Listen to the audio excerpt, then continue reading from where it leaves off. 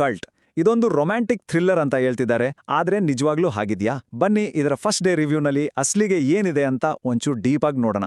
ಈ ಒಂದು interesting combination ಜೊತೆಗೆ ಬನ್ನಿ ಸಿನಿಮಾದ ಬೇಸಿಕ್ ಡೀಟೇಲ್ಸ್ ಒಳಗೆ ಹೋಗೋಣ. ಯಾರು ಈ ಸಿನಿಮಾದ ಹಿಂದೆ ಇರೋದು, ಏನಿದರ ಸ್ಪೆಷಾಲಿಟಿ ಎಲ್ಲವನ್ನೂ ಈಗ ನೋಡೋಣ. ಇಲ್ಲಿದೆ ನೋಡಿ ಸಿನಿಮಾದ ಒಂದು quick round up. Direction Anil Kumar ಅವರದು. ಸ್ಟಾರ್ ಕಾಸ್ಟ್ ಅಲ್ಲಿ ಜೈದ್ ಖಾನ್, ನಮ್ಮ ಡಿಂಪಲ್ ಕ್ವೀನ್ ರಚಿತಾ ರಾಮ್, ಜೊತೆಗೆ ಮಲೈಕಾ ವಸುಪಾಲ್ ಇದ್ದಾರೆ. ಇನ್ನು ಮ್ಯೂಸಿಕ್ ಬಗ್ಗೆ ಕೇಳಬೇಕಾ? ಅರ್ಜುನ್ ಜನ್ಯ ಅವರ ಕೈ ಚಳಕ. ಆದ್ರೆ ಒಂದು ವಿಷಯ ನೆನ್ಪಲ್ಲಿರ್ಲಿ, ಸಿನಿಮಾ ಸ್ವಲ್ಪ ಉದ್ದ ಇದೆ, ಸುಮಾರು 2 ಗಂಟೆ 43 ನಿಮಿಷ. ಸ್ವಲ್ಪ ಟೈಮ್ ಮಾಡ್ಕೊಂಡು ಹೋಗ್ಬೇಕಾಗುತ್ತೆ. ಮತ್ತೆ ಇದಕ್ಕೆ ಎ ಸರ್ಟಿಫಿಕೇಟ್ ಸಿಕ್ಕಿದೆ, ಅಂದ್ರೆ 18 ವರ್ಷ ಮೇಲ್ಪಟ್ಟವರಿಗೆ ಮಾತ್ರ.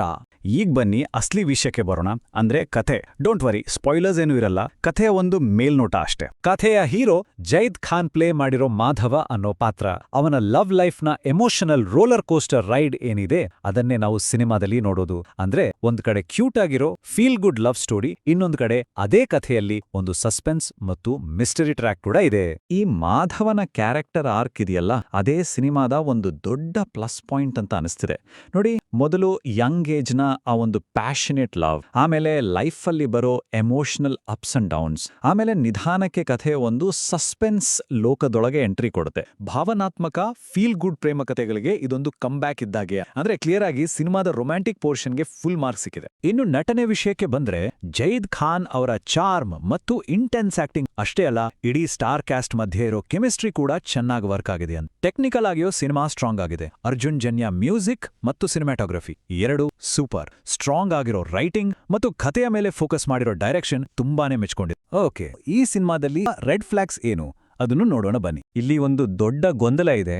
ಒಂದು ಕಡೆ ಸಿನಿಮಾದ ರೈಟಿಂಗ್ ತುಂಬಾ ಸ್ಟ್ರಾಂಗ್ ಎಮೋಷನಲ್ ಆಗಿದೆ, ಆದ್ರೆ ಇನ್ನೊಂದು ಕಡೆ ಯಾರು ಜಾಸ್ತಿ ಥ್ರಿಲ್ಲರ್ ಸಿನಿಮಾಗಳನ್ನ ನೋಡ್ತಾರೋ ಅವ್ರಿಗೆ ಕಥೆಯ ಕೆಲವು ಟ್ವಿಸ್ಟ್ಗಳು ಅಯ್ಯೋ ಇದನ್ನೆಲ್ಲೋ ನೋಡ್ದಿನಲ್ಲ ಅಂತ ಅನಿಸಬಹುದು ಅನ್ನೋ ಒಂದು ಸಣ್ಣ ಭಯ ಇದೆ. ಈ ಎರಡನ್ನೂ ಬ್ಯಾಲೆನ್ಸ್ ಮಾಡೋದಿದೆಯಲ್ಲ, ಅದು ನಿಜಕ್ಕೂ ದೊಡ್ಡ ಚಾಲೆಂಜ್.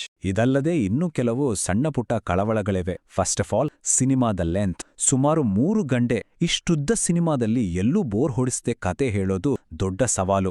ಎರಡನೇದು ಎ ಸರ್ಟಿಫಿಕೇಟು. ಇದರಿಂದ ಫ್ಯಾಮಿಲಿ ಆಡಿಯನ್ಸ್ ಚಿತ್ರಮಂದಿರದಿಂದ ದೂರ ಉಳಿಯೋ ಚಾನ್ಸಸ್ ಇದೆ. ಕೊನೆಯದಾಗಿ ಒರಿಜಿನಾಲಿಟಿ. ಕತೆಯಲ್ಲಿ ಹೊಸತನದ ಕೊರತೆ ಇದೆಯಾ ಅನ್ನೋದು ಕೂಡ ಒಂದು ಪ್ರಶ್ನೆಯಾಗಿ ಉಳಿದಿದೆ. ಹಾಗಾದ್ರೆ ಈ ಎಲ್ಲಾ ಪ್ಲಸ್ ಪಾಯಿಂಟ್ಸ್ ಮತ್ತು ಮೈನಸ್ ಪಾಯಿಂಟ್ಸ್ ಎಲ್ಲವನ್ನೂ ತೂಗಿ ನೋಡಿದ ಮೇಲೆ ಫೈನಲ್ ವರ್ಡಿಕ್ಟ್ ಏನು? ಕಲ್ಟ್ ಚಿತ್ರಕ್ಕೆ ಸಿಕ್ಕಿರೋ ಆರಂಭಿಕ ರೇಟಿಂಗ್ 10ಕ್ಕೆ 7.5.